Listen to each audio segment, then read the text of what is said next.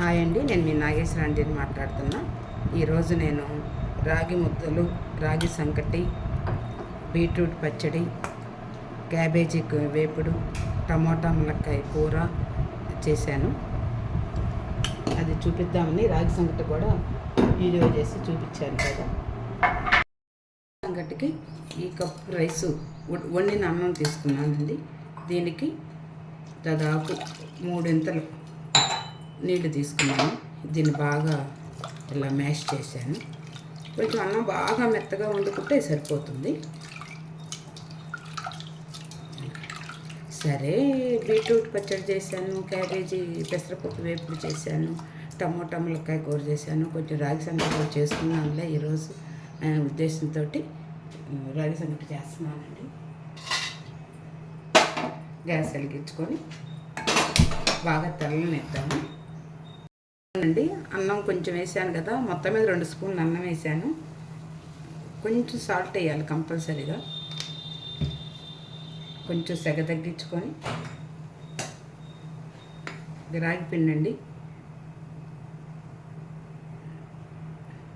నాకు అంకులకే కాబట్టి 1.5 కప్పు సరిపోయింది.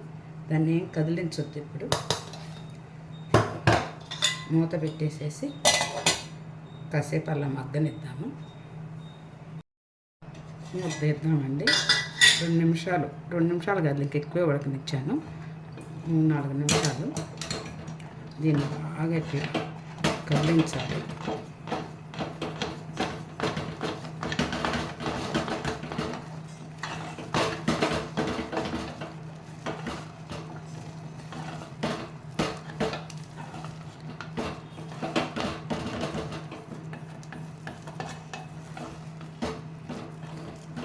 మా అమ్మ వాళ్ళు ఉండేవాళ్ళు కాదండి, మాకు నెల్లూరు దగ్గర పొలాలు ఉండేవి. కమ్మారపాలెం మా చిన్నాయనమ్మ ఒక నాయనమ్మ ఉండేది, వాళ్ళు ఉండేవాళ్ళు. అమ్మ తక్కువే ఉండేవాళ్ళు రాగి సంగటి.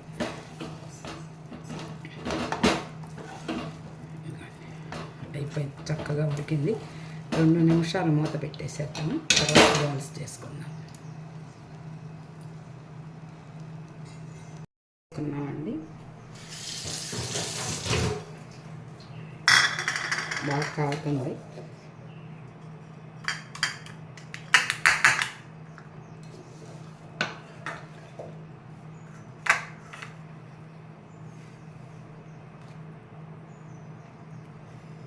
ఈ చేతిని కూడా తెర చేసుకున్నాము.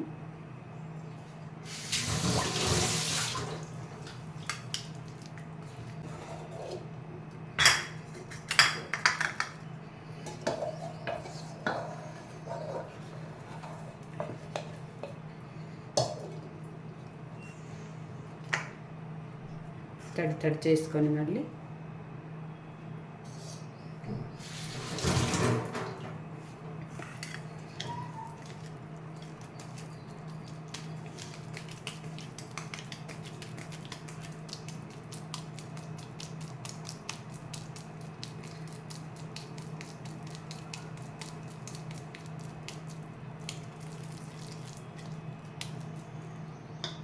ఇవన్నీ 2 కూరలు పెట్టుకున్నాక చూపిస్తాను.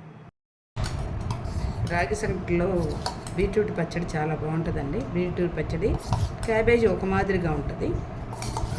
టమాటా కూర, ములక్కాయది చాలా బాగుంటుంది.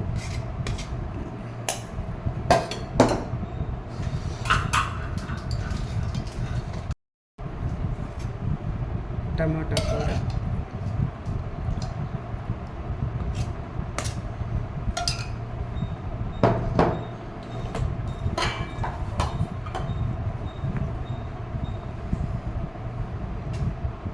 రైస్ కొంచెమే పెట్టానండి, తర్వాత పెట్టుకుంటాము.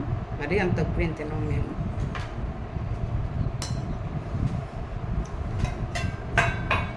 పెరుగండి లాస్ట్లో. ఇది కనుక మీకు నచ్చితే లైక్ చేయండి, షేర్ చేయండి, సబ్స్క్రైబ్ చేయండి. నమస్తే అండి, మీ నాగేశ్వరం.